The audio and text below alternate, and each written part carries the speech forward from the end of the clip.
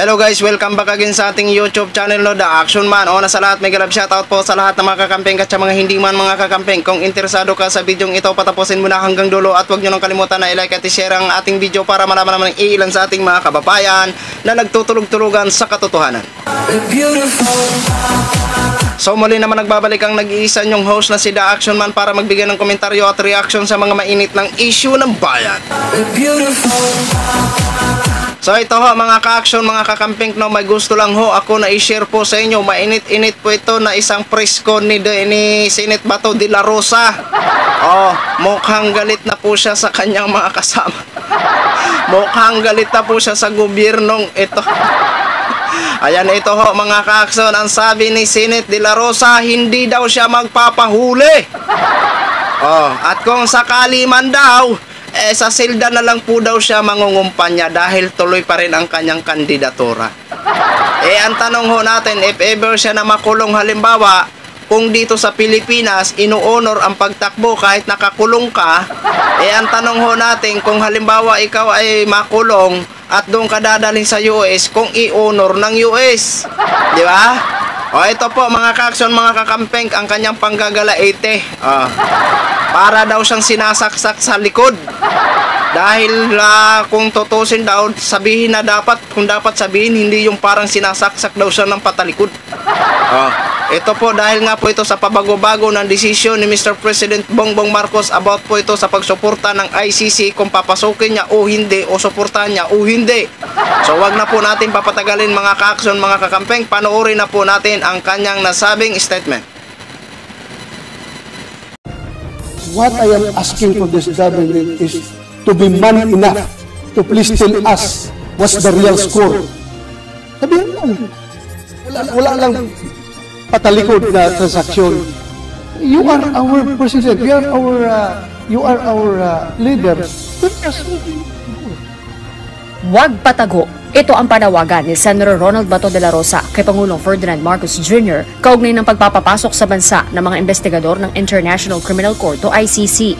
Kasunod dito ng napaulat na pahayag ni dating Senador Antonio Trillanes IV na nakapag-imbestiga na ang ICC investigator sa bansa at posibleng maglabas na ng warrant of arrest.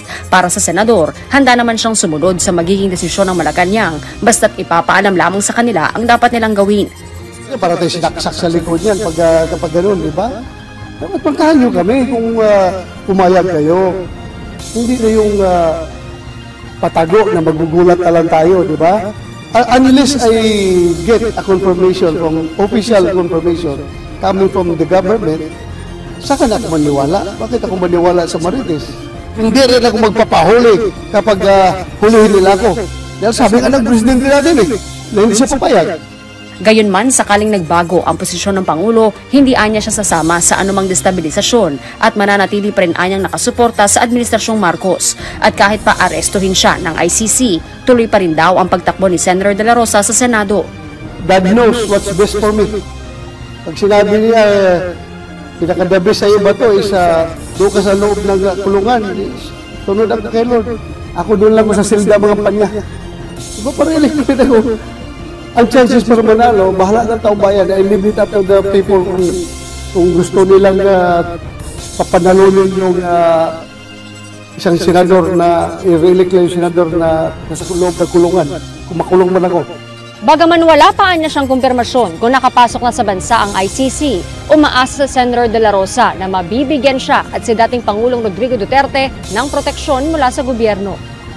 Samantala, posible namang bumalik sa politika si dating Pangulong Rodrigo Duterte. Sa isang panayam, sinabi nito na handa siyang tumakbo muli kung magkakaroon ng matinding dahilan. Kontento na anya siya sa naging panahon niya bilang Pangulo, pero mapipilitan umano siyang bumalik kung kakailanganin para magsalita sa mga mahahalagang issue. I might run for senator. I said it must be a compelling reason, not just a political.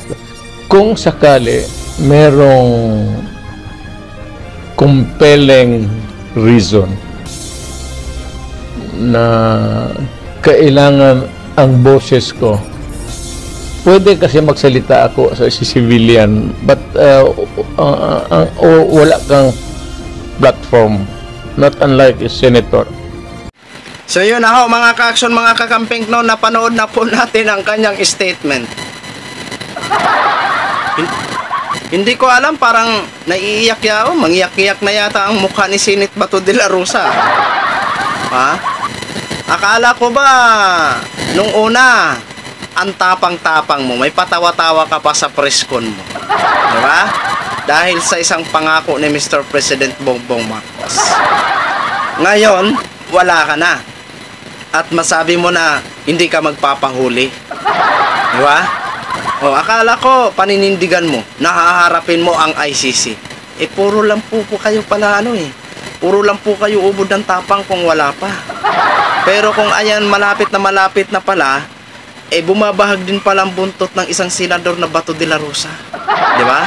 So yun lang ho mga ka-action, update ko lang po sa inyo at share ko lang po sa inyo. Maraming salamat po sa ating mga viewers Luzon, Visayas at Mindanao all over the world. Ako po ang inyong lingkod, si The Action Man. Good evening everyone.